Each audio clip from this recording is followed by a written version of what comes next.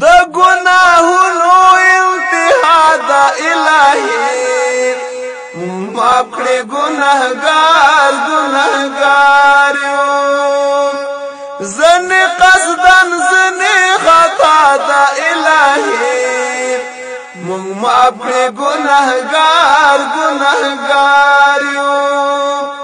د سرکشي کولای نشو حسابنا الهي معاف کړې ګناهګار یو دستا په در کې مونږ ولې دلا سنا الهي معاف کړې ګناهګار یو مال او ځواني عمر بغواړي الهي معاف کړې ګناهګار